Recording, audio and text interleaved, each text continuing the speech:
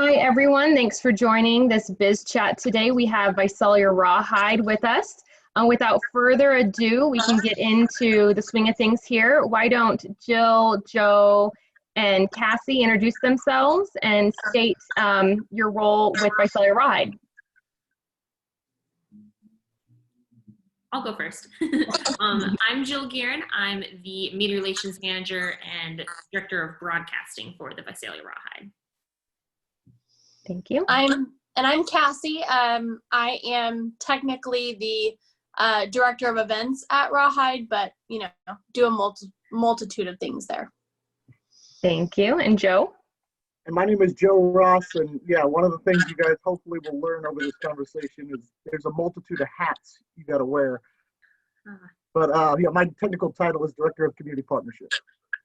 Sounds good. Thank you so much. So the first question then that we have for you is just to share with us a general overview of your position with Visalia Rawhide. So Jill, why don't you start first? Awesome. So yeah, like I said, Director of Broadcasting and Media Relations Manager is just the title. I do a lot of other things. My main thing is broadcasting the games. I do play-by-play, and with that comes setting up the equipment, being my own producer, interviewing players, being on the field during batting practice, things like that. I also am the Media Relations Manager, so that means I write my game notes. I have stat packs and other things ready for whether it's scouts, the visiting broadcasters, or other media relations people, whether it's journalists, things like that, who need that kind of information. On top of that, I am very involved in marketing. Right now, Cassie and I are running the social media together. So that's Twitter, Instagram, Facebook. Tipper just got a TikTok, which is a whole other thing I'm learning right now. So those are the main things that I do. And I also help out Joe with community relations as well. Very nice. And then Cassie, why don't you go next? Yeah, so as my title of Director of Events, I deal with anything at the ballpark that's not a baseball game. So any concerts we have, any events, any fundraisers, anything like that that's outside of the regular season. I also deal with all of the promotions. So anytime you see a giveaway or any theme for the day at the ballpark, I'm in charge of, handling the logistics behind that, making sure everything's set up, everything's organized for that, ordering, supplying. I also deal with a lot of clients, so sponsors at the ballpark, and then I also do a little bit of the food and beverage as well. So I manage our Hall of Fame club and help with, providing that fan experience for the guests. Very nice. Thank you so much. And Joe? So one of my main responsibilities is I'm our on-field MC when we do have games. So I write all of our scripts. I get the crowd all hyped up in between innings and have fun with the kids club members doing stuff with Tipper on the field during games. Outside of that, I am essentially involved with community relations, working with a lot of the local nonprofits and local business organizations, and like Cassie mentioned, working with sponsors at the ball club, people who buy signage or put their naming rights to group areas, that kind of stuff. Okay, very cool. Thank you guys. So then our second question then for you guys is, what is your educational background, and does that play into your career with Visalia Rawhide? And if so, how? And Jill, you can start. So I went to school at Emerson College, which is a small private school in Boston, Massachusetts.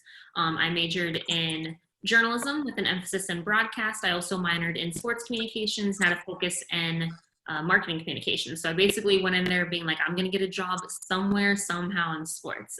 So a lot of what I do in terms of broadcasting, I would not have been able to do without a journalism degree, but it's not necessarily something that you have to do. I know people who majored in communications and instead went into broadcasting.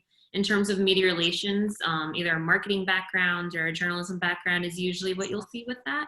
And then the other stuff in terms of minor league baseball, where you get a lot of experience doing other things, it's just kind of getting your foot in the door at that point. It doesn't really matter with your degree, but Cassie and Joe can talk to that too. Okay, well then Cassie, why don't you go next? Joe, she's trying to throw us under the bus saying we didn't want to work with So you'll find out from Joe and I that we definitely had unconventional paths into getting to the ballpark, which unlike Jill, where she was really a direct shot. So I have a communications degree from Cal State Bakersfield, born and raised in Bakersfield, so not too far from Visalia.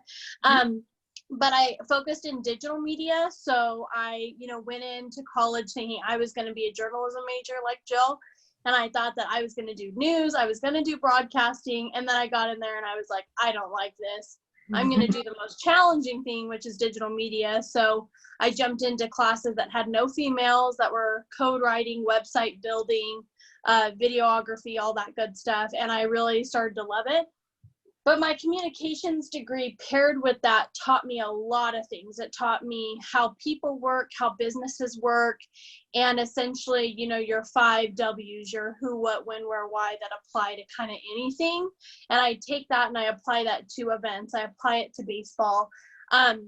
So how it really helps me is to put my ideas, out to where other people can understand and be able to focus and organize my ideas to make sense. I think that that's the biggest thing that my career helped me with in communications, is understanding what I want to do and how I want to do that and how I can organize that and show it to other people and then execute those ideas based on that. So a little bit unconventional, but I think that a communications degree kind of applies to a lot of fields, and I'm just one example of that. Thank you. And then Joe, last but not least. Well, hey, it's you say me for least because I have the least amount of education, I think, out of the 3 of us. So I actually went to study theater at Cal State Fullerton, so I guess it kind of fits with what I'm doing a little bit, but never actually finished that because I actually fell into a real estate career. That's actually, I think, what plays more into what got me here was my sales background and working with clients and just things of that nature. So I'm here more because of my work experience rather than my education. Yeah, the community partnership definitely ties into that, probably with your real estate background. Yeah, absolutely, 100%. So then, what has your career journey been like so far in your career, and how did you begin your career with Visalia Rawhide? And we can go backwards this time. So Joe, why don't you start off with us with that one? Well, I think just first off, I think all 3 of us actually would agree that we have more, kind of the more unconventional route to even get into baseball.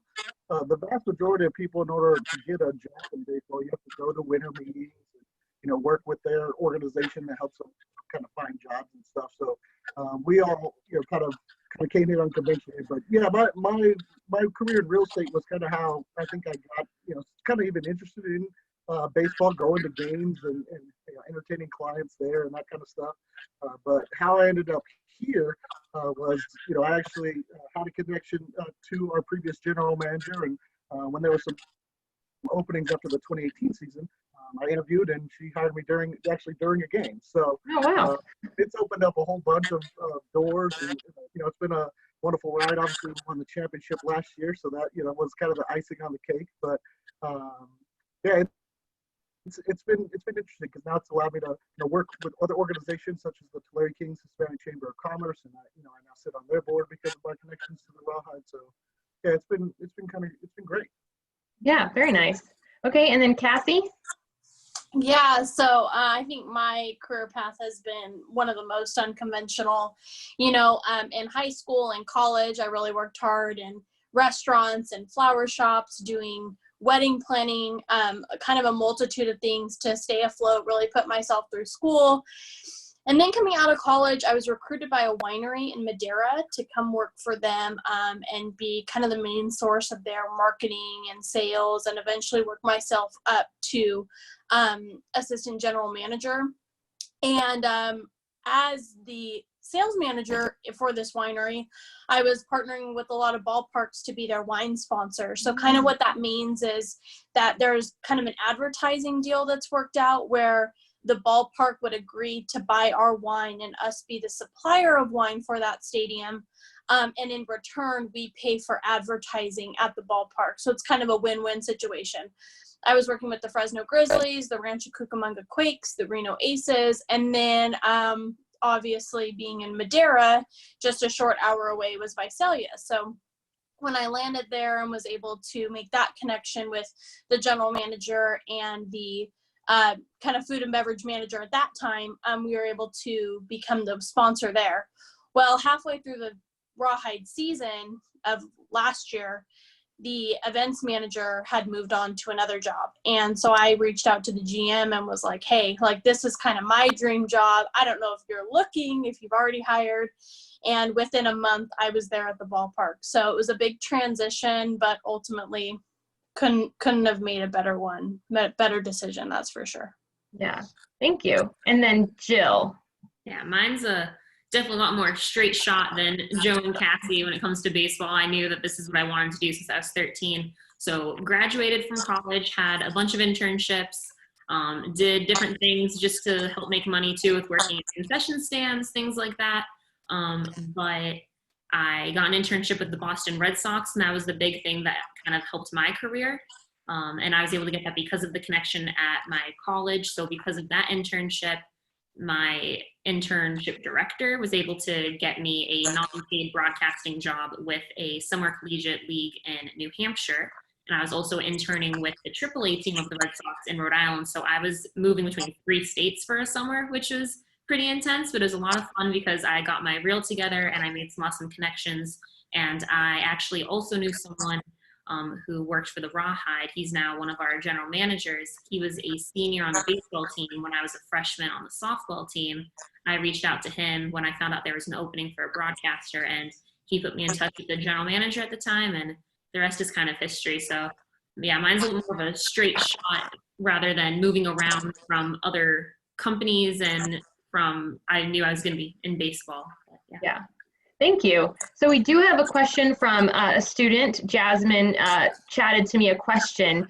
Holly and Robert, if you guys have questions for any of our guest speakers here today, feel free to ask them in the chat. And then if any of you have a specific question for one of the guests, just let me know which guest that's directed to, okay? So Jasmine's question, from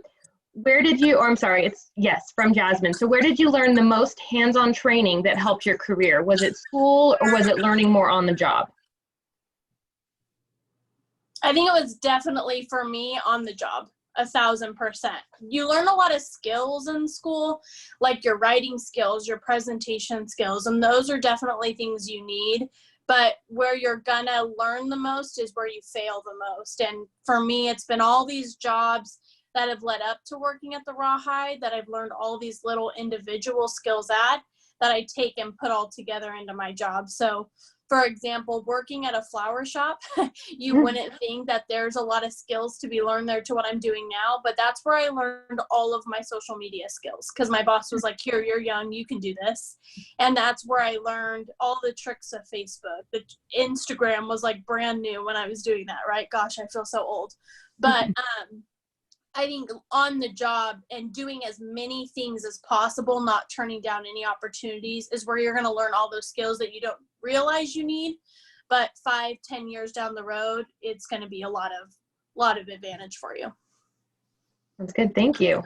Joe or Jill, any feedback or wanting to add anything on Cassie's answer for that question? No, I agree with Cassie 100%. School skills were important, but on-the-job training was most important. And I really like what you said about taking advantage of opportunities, even if you don't think you have the necessary skills at the time. I mean, I've made a career out of doing things that I wasn't quite qualified for yet, but figured it out along the way. So, never be afraid to make those mistakes and to jump at opportunities when they present themselves. Yeah, I definitely agree. You learn a lot in school, and especially with me with journalism and broadcasting, where you need to learn how to use certain equipment and everything. But the real pressure when you have to do it in a job or in an internship, that's where you actually will get a lot more of your experience. And again, just being able to work under pressure is a little bit more real in a job than at school. Yeah. But to be fair, you still have to go to school. 100%. Joe is an anomaly. 100%. There's a barrier to entry, right? You can't get to those opportunities. And none of us could unless we started school and at least made that effort and made those connections, right? Even for Joe to do real estate, he had to still do real estate school, right, to get his license. So absolutely. While we're saying we learned the best while we were on the ground, it's because we had already done all the work to get to those points. And you still have to know how to write educational emails. You still have to know how to put great sales presentations together before you can even walk through that door. So don't take that.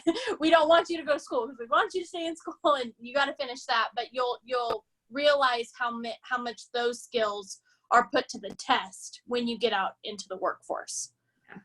Sounds good. Well, Thank you. And I would say one of the things too, I hope you can hear, is that, Cassie and I didn't quite know exactly what we wanted to do yet. So some of the schooling necessarily that I took wasn't applied to what I'm doing now, or what my passion was at that time, so to speak. So, if you're fortunate enough to know what you're doing, and, to be like Jill and know you wanted to go into broadcasting at an early age, I mean, God bless you. I wish I had it figured out by then, We have a question from Holly for all of you. What do you feel students preparing to enter the workforce should know prior to applying for jobs?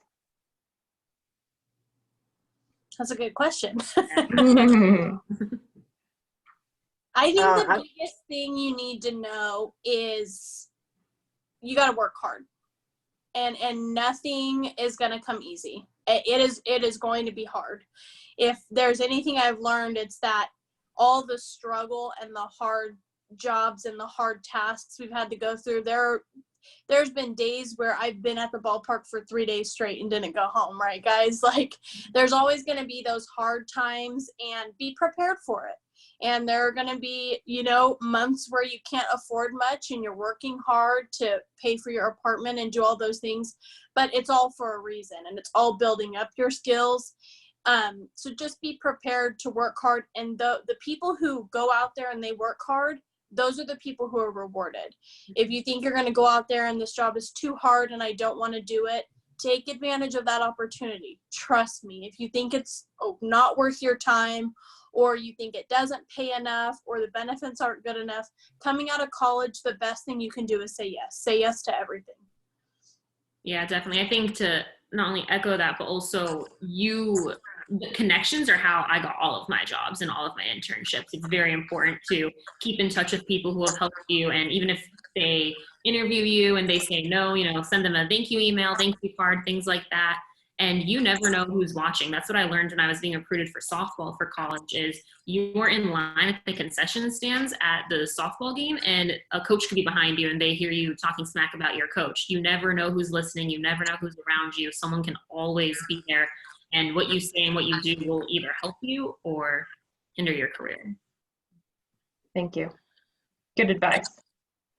So then my next question then for you guys is, what does your day-to-day responsibilities typically look like in your positions? So Jill, why don't we start with you? Did you say Jill or Joe? Jill, sorry, Jill. No, you're good. Sounds the same. Mine's pretty intense depending on the day. I'll talk about a game day situation. I'm usually at the ballpark by 8 a.m. the latest, I would say. The first thing that I do is get my game notes and stat packs ready, because I have to make about 20 to 25 copies of those. So my game notes are notes on the players, notes on the coaches, things like that, important things that other journalists might want to know. And then I take over the printer and copier. I try to do it before everyone else gets there so they don't get too mad at me, because I'm making a lot of copies. So that's the big thing. And then I distribute it to coaching staff, other journalists, things like that. Oh, gosh, it's been so long. I'm trying to remember what the next step is. We usually have a day of game meeting that happens where we all talk about the promotions that's going on, reminders of assignments during the games, things like that. And then I really go into full-on baseball mode. Mine's the hospitality part of baseball is part of my job, but it's not my main focus usually during the games. If I do have clients that are there, I'm usually going to either Joe or one of our general managers and asking them to help take care of them, because I am so busy. So I'm usually out on the field by 2 to 3 o'clock. I'm talking to players, getting information for the game. I'm getting my broadcast equipment ready, playing music over the loudspeakers for the team. You'd be surprised how important that is to them to make sure that I get that done. And usually by 6 o'clock, I'm in the booth getting ready, making sure my pregame show is set and things like that. And then a game happens. And then after the game, I have to go get the box scores, deliver them to the coaching staff, make sure that they don't have any issues with scoring plays, things like that. Once that's all set, I then sit down and write the post-game recap and post that on social media. Use some other little social media posts, whatever we need that is sponsorable or that is sponsored that needs to get up. And then I'm usually out of the office and ballpark by midnight if the game is a normal time. So yeah, 8 a.m. to midnight I think is a pretty normal day. Okay, thank you. Okay, Joe, we'll go with you next. Yeah, so you heard a little bit about some of the pregame stuff. I'll just go to during the game. During the game, I get to have the most fun. That's 100% for sure.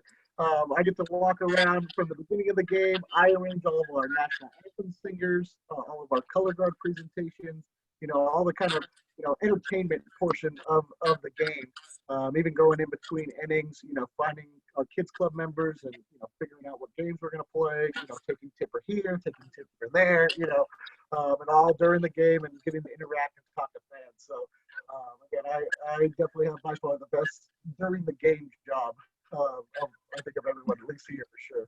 And then of course, as Jill mentioned, if we do have clients that we want to pay special recognition to, we'd be sure and go and say hello again, either between innings or sometime during the game, even giving them a special shout out, just to kind of show them some love as well. So it's a real good time. Yeah, sounds good. Thank you. Okay, and then Cassie.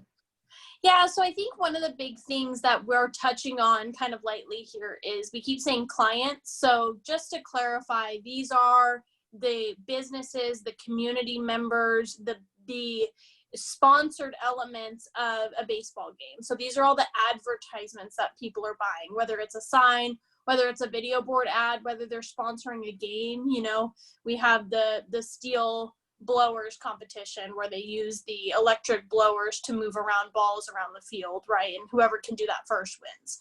So across our entire staff, we all have clients. There's not just a team that sells and some people who don't. Even our groundskeeper, he has clients. So when these people come to the game, not only do we have to do our jobs, which for me is highly food and beverage targeted during a game. So I manage the bars, I help manage all the food and beverage across the entire ballpark, customers and bathrooms and all those kinds of things. But we also have to make sure that those people that we've sold to and who are big supporters of the ballpark and keeping professional baseball in Visalia, that they're taken care of as well. So we're not only doing our jobs, but we're also addressing those important people all the time. Not only that, but we're also making sure that our season ticket holders and our fans are having the best time, on top of myself making sure that everybody has ice, cups, beers, food, water at every location in the ballpark, that there's toilet paper, that the toilets are clean, that somebody hasn't thrown up, that somebody hasn't gotten hit by a ball, and all those things that are a variable. I also, as kind of the promotions manager, if there's something big happening at the ballpark that day, let's say it's our girls' night out and we have 40 booths spread across the entire ballpark of vendors and kind of neat things you can do while you're at the game. I also am responsible for all those vendors, so making sure they have everything they need, making sure that the fans are enjoying their time as well, that the entrances and exits of those vendors, that the maps are set up correctly.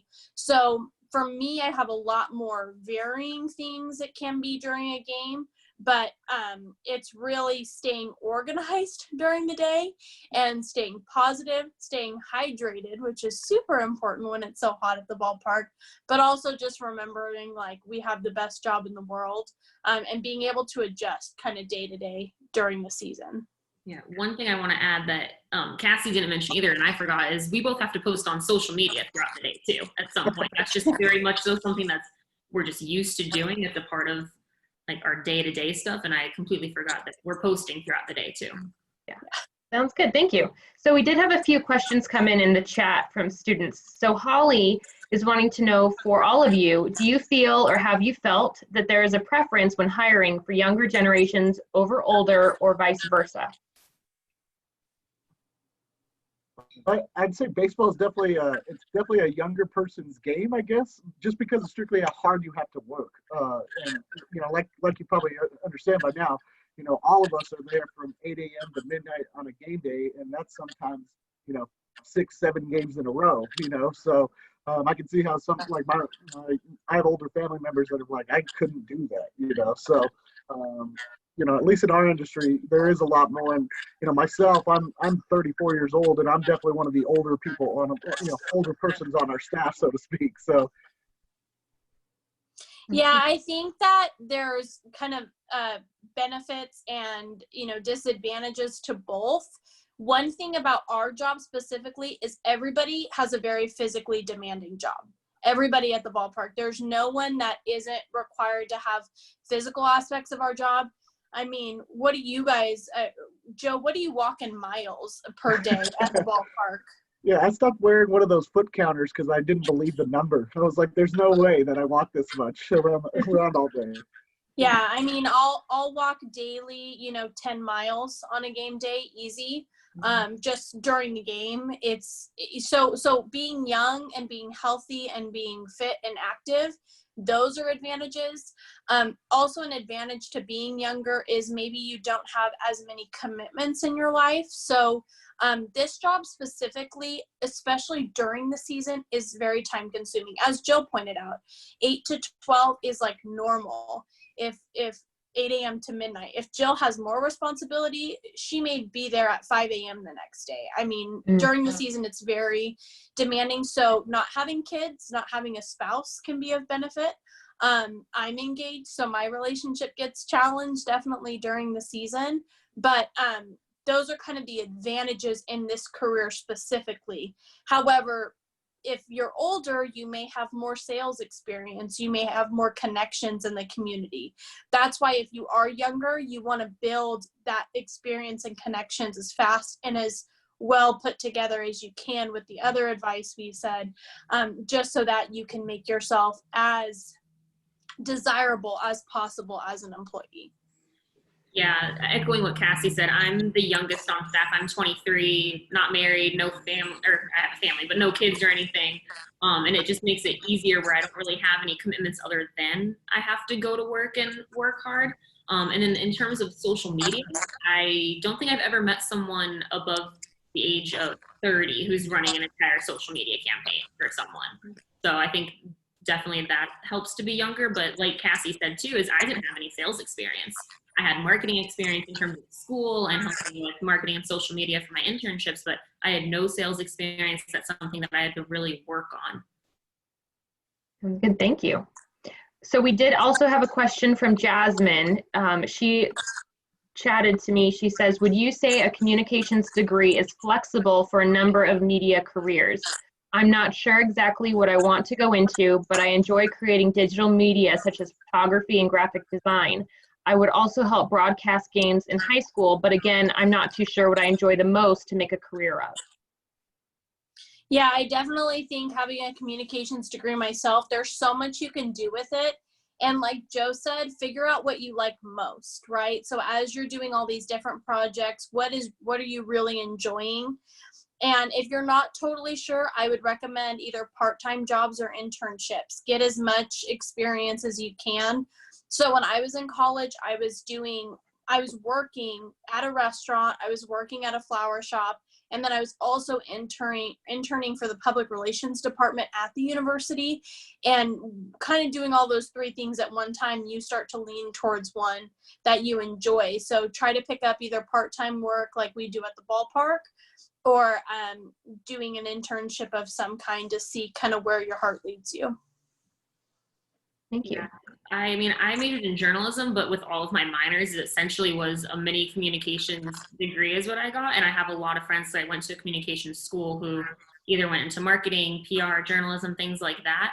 And the journalism degree, which is basically a communications, just a little more specific, from that alone, you can get so many different job opportunities. And it really is, yes, your degree matters, but it's the experience that you have that's going to help you figure out what you like. So basically just echoing exactly what Cassie said. Thank you. So Holly also sent a question for you guys, for all of you. Would you suggest joining a community organization such as Rotary or Lions to gain connections, or would you suggest something else? Absolutely. Absolutely. Not only for the connections that you'll make, but also the community service that a lot of these organizations do. you will definitely find that the more that you give, the more that comes back to you in a certain way. And even just from the standpoint of how good it feels to help others and to do something, service above self, as they say above Rotary. So absolutely, at the Rawhide, we're all fortunate that we work with a bunch of people who choose to be in these organizations. I myself am in Rotary, like I mentioned before, about the Larry King's Hispanic Chamber. I mean, all those are passions. So yeah, find a service club or an organization that can fit a passion of yours, and you'll find that the rewards are immensely rewarding, basically. Yeah, and I guarantee you'll be one of the, if not the youngest person on Rotary, and so they will want to take you under their wing and help you with that stuff, because I'm the youngest one in my Rotary by far. Me too. Well, and on top of that as well, so something you guys asked earlier about what young people should know going into the workforce. Not just in the workforce, but in life. Find mentors. Find people that you can learn from, and people who can help you along in your journey. And again, it's amazing how much that helps you. I've been fortunate that every job I've ever had, I found someone who has helped me become better at that. And in baseball alone, it was somebody younger than me, somebody who was 25 when I was 33. So, don't be afraid to learn from people who are younger than you, or people who you might not think that you can learn a lot from. It really does help. Thank you. So we've kind of, through our conversation and questions from students, we've kind of covered a few of the other questions I emailed you. But I wanted to ask, it's not a question that I had listed earlier in the email, but are there internship opportunities at Visalia Rawhide for students? And if so, how would students go about getting those internships? So yeah, we absolutely do. We had looked at bringing on a couple interns before all the COVID-19 crisis shut everything down.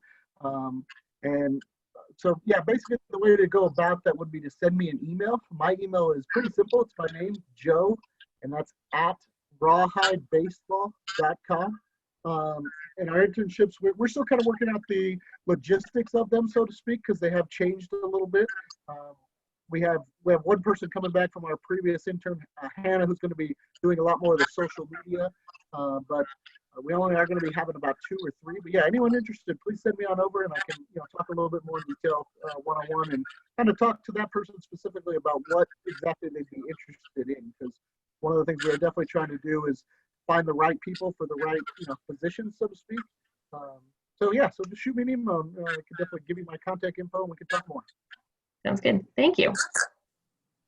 So then my next question that I think hasn't really been talked about yet is why you chose, each of you chose to work at Visalia Rawhide. Like, what was it that drew you to work there? So Cassie, why don't you start? So I think the biggest thing actually for me was I wasn't already working in the city of Visalia. So first, the city itself drew to me in a lot of ways.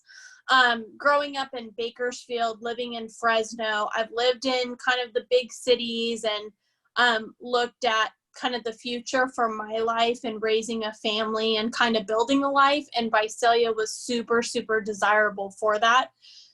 So the city first attracted me, and then, I mean, we make it sound like a lot of work. It is hard work. It's a lot of time.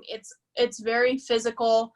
But at the end of the day, I think Jill and Joe will both agree. It's like the best job you could ever have.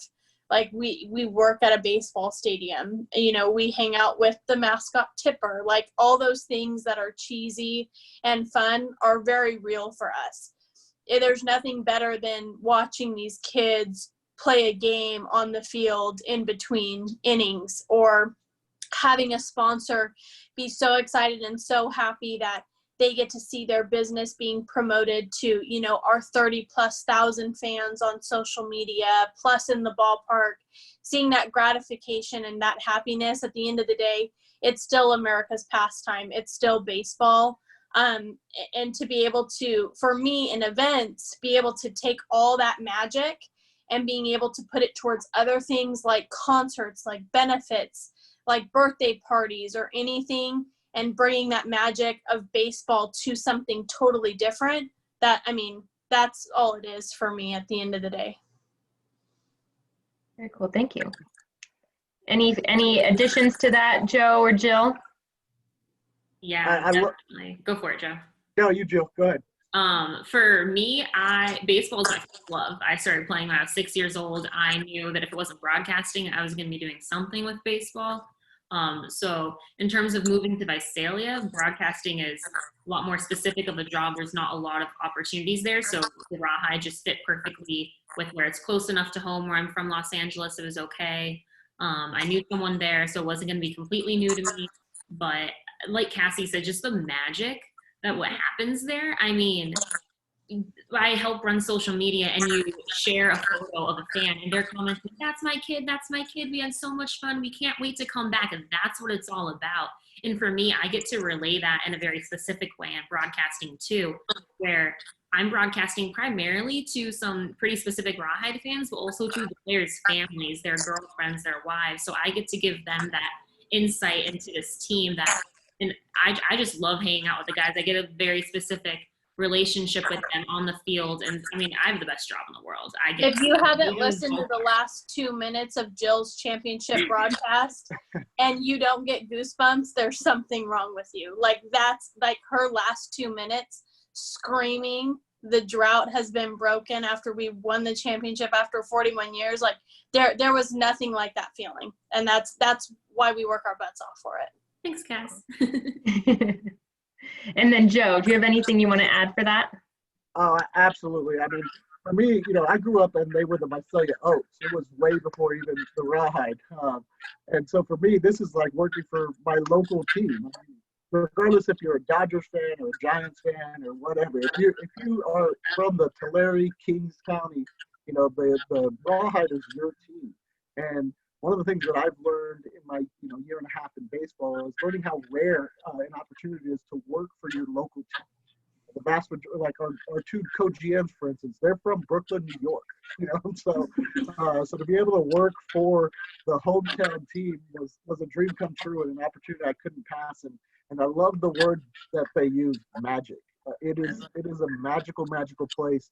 And again, regardless if you're coming as a fan, as a sponsor, for your first time, for your 100th time, people have an amazing time there, and that euphoria. I mean, it's amazing. And it really is. It's like, I mean, it's a lot of work, but to be able to see, you hear people talk about all the time, if you do something you love, you'll never work a day in your life, right? If you can find that something where you do everything in your power to make a moment happen, and that's what we do. We scrub the seats of the ballpark, we order all the toys, we make sure everything is in place, we set up all the games, we do all the timing, we run all the schedules, and then for those moments to happen, that's what keeps us going. So whether it's working at the ballpark or whether it's creating a video or a graphic that goes on to be in a commercial, whatever it is that helps you find that magical moment, that's exactly where you should be. Thank you. So we did have a few questions come in from students. So Jasmine is wanting to know, would you say that there are a lot of these media type jobs in the Central Valley, or do you have to look hard for these types of opportunities? Jill, you know most of the media people. Yeah, I mean, in terms of media, it depends, because my relationships with media people are more journalism, media relations, print, magazines, things like that. Radio, Cassie might have a better answer just because she's grew up in the Central Valley. I don't know if I just put her on blast, but. Yeah, so here's the thing with media. Media isn't what it used to be, right? So media used to mean like Photoshop, being able to do graphic design, being able to edit photos, and it used to mean news reporting, like period. That was kind of the extent of it. I mean, you can take your magazines and that kind of stuff into it, but really that magazines are just advertising, right? They're not really media. Media now is so digital and so diverse. So when you talk media, you're talking all your social platforms. You're talking about keeping up on everything. You're talking about making connections on LinkedIn. My mom works for a really big company and hires most people off LinkedIn. And I'm still like, people use that? Like, I'm so confused, So media has this big, broad umbrella now that if you're looking to get into media, you're kind of expected to fall into. As you start to develop your skills, you may get into a more specific role, like a graphic designer, or somebody like we have on our staff, Alex, who's a video production manager, something like that. But what you want to do is you want to take these media internships, like I was talking about before, or working as kind of a base level within a company that does what you're looking for, right? So I would say that the jobs are not hard to find, but you have to kind of open up to what media means altogether. Maybe it means working as a social media manager for a company for minimum wage at the start, because you're going to learn that aspect of media. Maybe it means working on the floor as an assistant in a newsroom, that kind of media, right? So you want to look for all those opportunities that will help you, again, build your resume and build your skills, because media, it's so broad now. It can be anything. Sounds good. Thank you. And then we had a question come in from Holly. For all speakers, for all of you, is a 4-year degree more desirable over a 2-year degree in the current atmosphere and current opportunities available? I definitely think it can be, but it also is so relative to the person. I can't tell you how many times I've come across, if we could only find the right person for this job. I mean, so many people say that, right? I think a 4-year degree helps you get in the door a little bit more, but a 2-year degree with the right experience and, most importantly, the right attitude will take you places you've never been. I mean, Joe's a great example of that, not having fully finished a degree, much less anything that's relatable to what he's doing now. But ultimately, Joe worked so hard. If there's anybody who is at the ballpark the most, it's Joe. And he is always there to help everybody else out, to lend a hand. He's out in the community, absolutely nonstop. So he works really hard, and that's what pushes him forward. So if you've only got a 2-year degree, it's not the end of the road for you. You just have to put the hard work behind it, and you can get anywhere. Thank you. Thank you. So just so everyone knows on the call, we are going to be trying to end the call a few minutes before 1, just because I know that Jill has a meeting she needs to get to. So if students attending have any last questions they want to ask the speakers, please be sure to put them in the chat at this time so we can make sure we get that asked for you. I was curious, for students, obviously we have Jasmine and Holly on the call, but this video is going to be sent out to all faculty we have at West Hills College Lemoore. So for any student who's interested in following your footsteps, what's one piece of advice that you would want to give them? And we'll start with Cassie. Work hard. Don't ever stop working hard. When you think it's hard, it's going to get harder, and keep going. Do everything you can. Just put your head down and work. So many people in our field, much like other fields I've worked in, that don't work hard. It's not something you can hide. You can't hide being lazy or slacking off or cutting corners. If you put in the work, people will notice. Thank you. And then we'll go Joe. Yeah, we've already talked about working hard.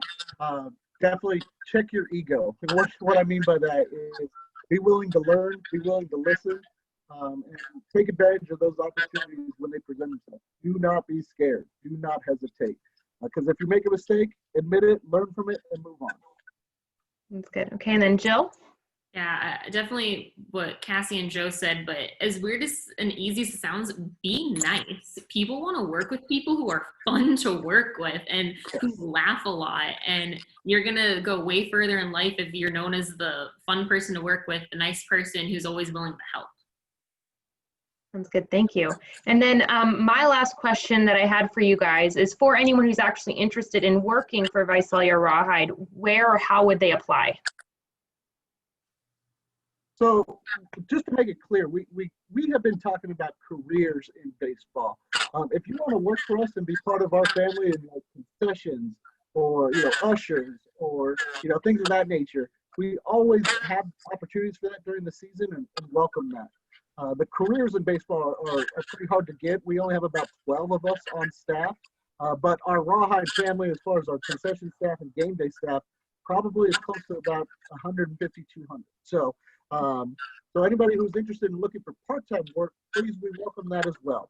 We normally have a job fair, which we did do shortly before everything got shut down. And quite honestly, we still haven't figured out what we're going to do, if we're going to do another job fair or rehire or anything. But I would definitely say if anyone's looking for part-time work, just follow our social media. We'll announce on that when we're hiring for those sort of positions. If you're interested in a career in baseball, or any more information about any of our experiences or anything like that, just email us. Again, my email, Joe@RawhideBaseball. Jill's is Jillian, and Cassie. So yeah, please feel free to email us, and we'll answer any questions or talk to you guys more in detail. Sounds good. Thank you so much. I am typing in the emails right now into the chat for everyone. .com. Sorry, I didn't put the .com there at the end of Jillian's, but those emails are in the chat for you guys if you want to reach out to any of our guest speakers today. So before we close the call, I just want to thank you guys for coming and being on this Biz Chat with us. I mentioned at the beginning that we would be doing a short little snippet that we would use for social media. So let's do the order of Jill, Joe, and then Cassie. If you can say your name, your title with Visalia Rawhide, and then once each of you say your name and title, then you guys can all together say, and we're proud to be West Hills College Lemoore partners. Okay. Oh gosh, I don't know if we're I need to write this. I know. This may take a couple takes. Okay, sounds good. Yeah, we can do a couple takes. So yeah, so we'll just start off with Jill saying, hi, I'm Jill Gearin, and I am the blank at Visalia Rawhide. And then Joe, hi, I'm Joe Ross. I'm the blank at Visalia Rawhide. And then Cassie, same with you. And then at the end, all together, just some snippet. And it can even be, we're excited to be a West Hills College Lemoore partner. Okay, we're excited to be a West Hills Lemoore College partner. Yeah, maybe put that in the chat so we can. Yes, okay. Write it down. Yes. And Are we saying, is it West Hills College Lemoore? Yes. College Lemoore. Yes.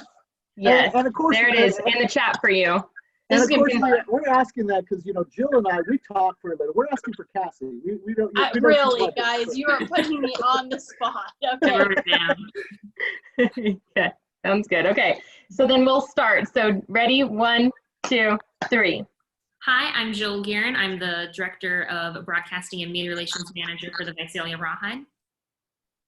Hi, I'm Joe Ross, and I'm the Director of Community Partnerships with the Visalia Rawhide. And I'm Cassie Sandrini. I'm the Director of Events for the Visalia Rawhide.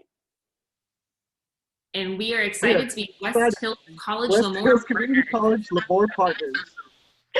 I love it. I Awesome. just sat out on the sentence. She may have sat out, but Okay. she's still excited Thank to be you. happy to be part of West Hills Community College Lemoore. It's okay. I appreciate the effort. I love it. It'll show you guys' humor and the great aspects of working for Visalia Rawhide, so it's good. Thank you, guys. Okay, well, that ends. Yes. I was just going to say, pay attention to our social media. We don't know when we can have games yet, but when we do, we want to see you guys out there. Please come up and say hello. I'm very easy to start running around. Come say hi and say, hey, I saw your house and you have all those hats. So, Yeah, I'm always in the booth, so just come pop your head in and follow us on social media and like everything because I need more likes. Thank you. And email us with any questions you have. We're ready and answer them if you guys need anything. Definitely. Sounds good. Thank you guys so much. We appreciate you guys attending the Biz Chat today. Thanks. Bye, everyone. Bye. Bye.